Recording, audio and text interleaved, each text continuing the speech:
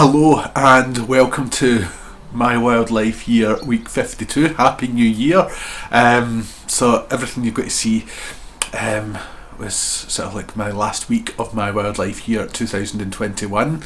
I'll have some news about what I'm doing next year in 2022 at the end of this episode. So just going to start off with this gorgeous little present I got from my daughter.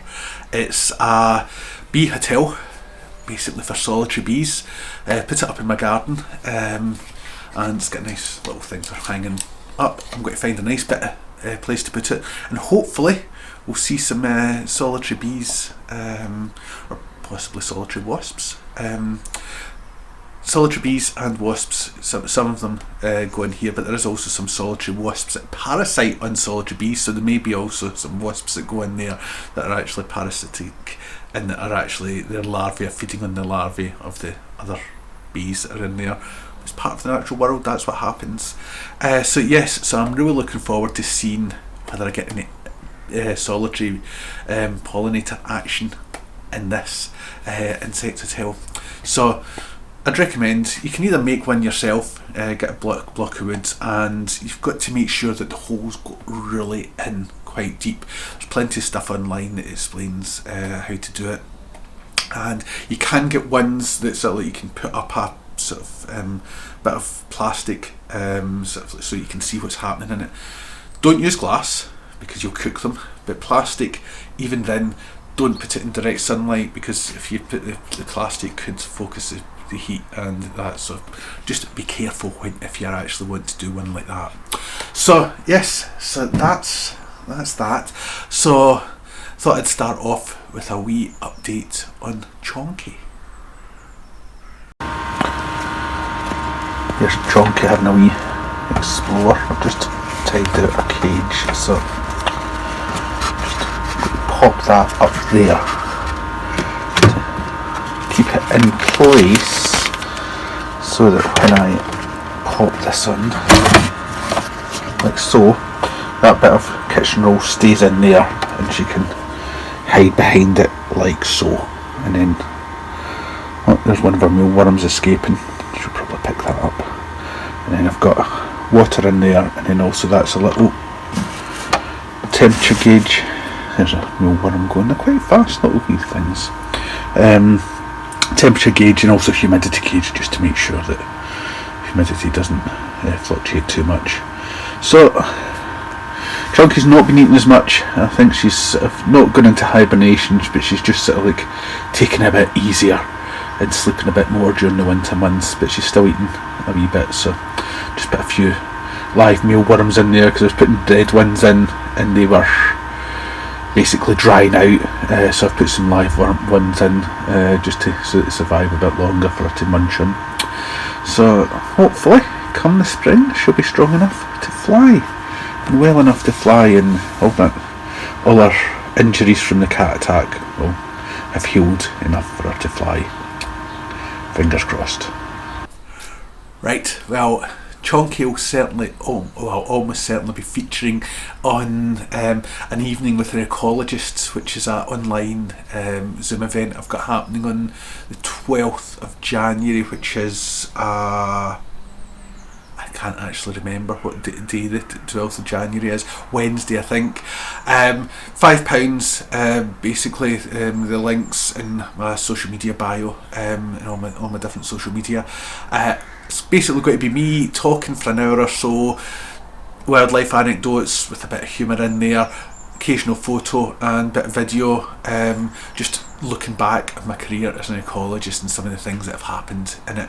So yeah, that's happening. That other things that I've got happening is Tuesday the 18th of January. I think it's Tuesday anyway. I should have really written down, I've got my wee note here and I've just written the dates, not the days on it.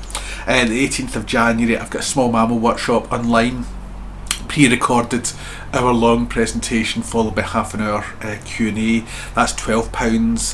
Booking an Eventbrite through the link in bio this evening with an ecologist, and also an owl pellet workshop, which is a practical workshop. It's 2 hours, an hour worth of sort of presentation, and then a wee bit of Q&A, but then a practical session. You have to book a week in advance for that one. It's happening the 27th of January and it's £30. The reason it's a bit more expensive is it's a practical workshop. You are going to be sent a dissection kit and a couple of oil pellets to dissect as part of the workshop. So although it's an online one, it's a practical workshop. So yeah, it proved very popular. I've done it a couple of times. So yes, if you want to sign up for that, the info's on my bio. So the other thing that I want to review is another gift I got for Christmas, which is a garden. Can you see that in there? A garden bird year. It's by Mike Toms. He's part of the garden team. He leads the garden ecology team for the BTO, the British Trust for Ornithology.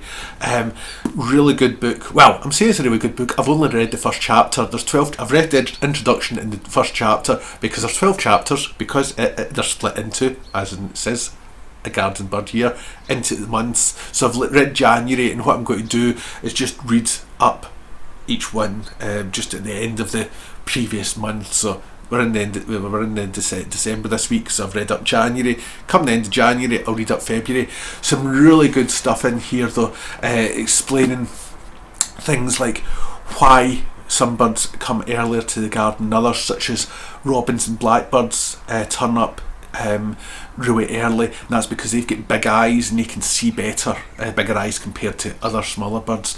They can see better in the morning light, or the very dark morning light, and it's later on that things like the dunnocks and the sparrows and the starlings turn up because they get slightly smaller eyes. But really interestingly, and I hadn't thought about this, was that in rural areas the birds turn up earlier than in urban areas. And you might think, well, surely in urban areas there's got to be more light, so the birds will be active earlier. In theory, it was just a theory that Mike had, there is that because the urban birds, yes, it's warmer in urban, but it's warmer in urban, so that means that they don't have to burn up as much food that they've eaten the day before to keep themselves warm during the night. Therefore, they start off a bit later. Whereas the rural birds, they've eaten, but they're in a colder. It's a few degrees colder in rural areas usually, so they've had to burn off a lot more fuel that they've eaten the day before, and so they've got to be up early to look for stuff. So the birds in urban areas are actually up a bit late because they haven't burnt off that energy. I thought that was a really interesting theory. So that was my takeaway from January. But yes, really good book. I recommend it.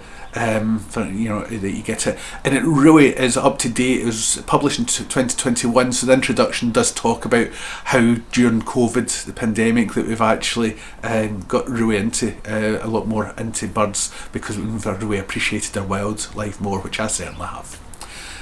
So let's go on and see what I'm going to do now. I'm just trying to remember what I'm going to do now.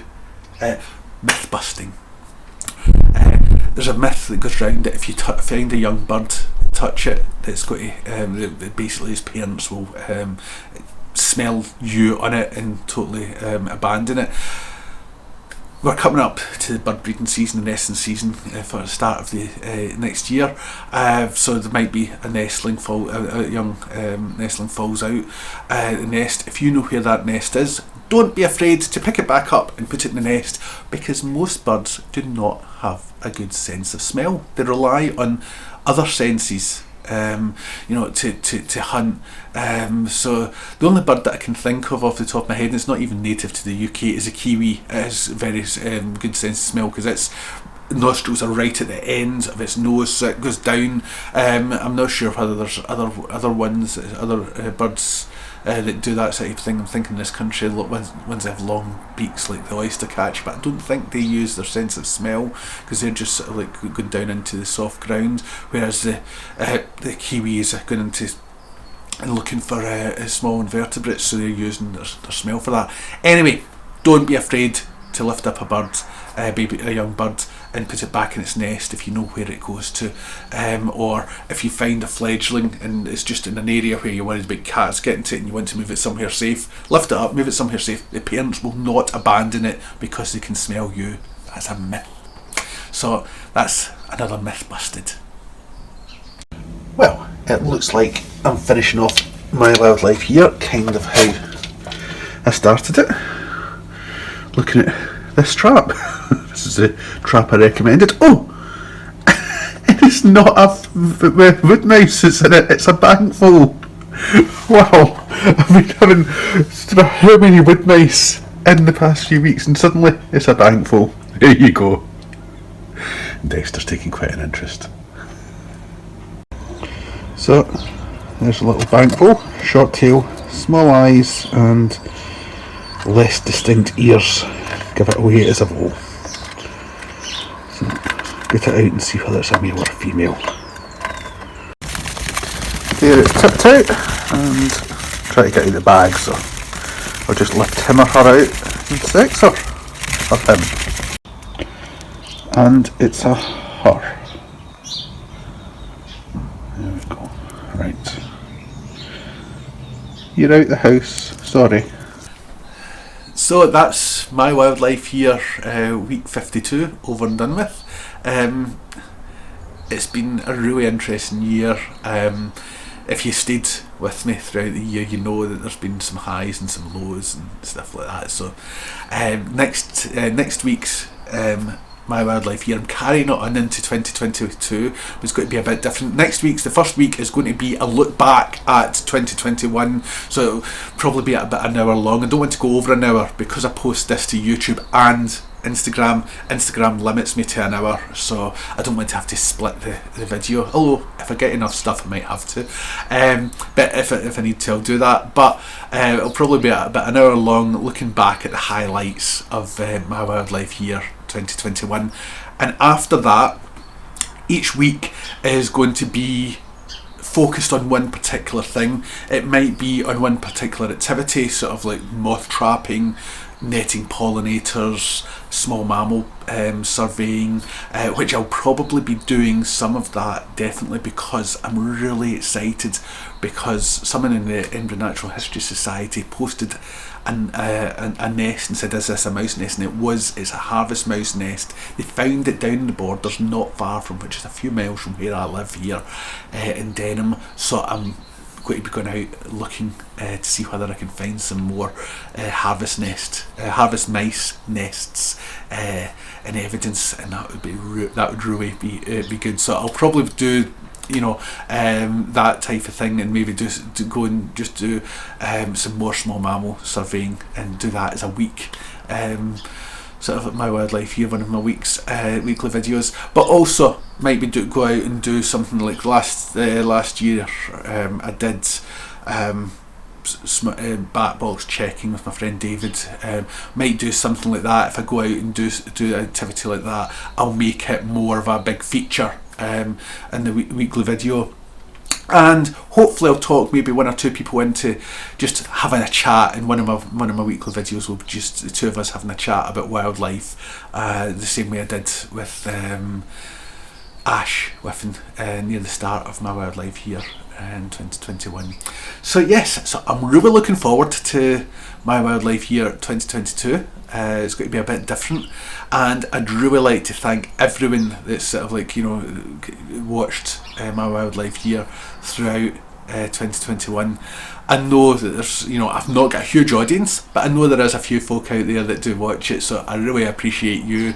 And I never did this for big audiences. I did this as a bit of a challenge to myself, and also just to take myself out my comfort zone. So I've done that, and I've looked back at a few of my wildlife years, and I think my presentation skills have gotten a bit better. I still do sort of lose my place occasionally, and mix my words up, and and ah, but I'm not a professional presenter, so that's just how it is. But I hope you've enjoyed my wildlife here week week 1 to week 52 in 2021. I look forward to seeing you in 2022, and basically stay safe and keep enjoying the wildlife. Cheers, bye bye, happy new year.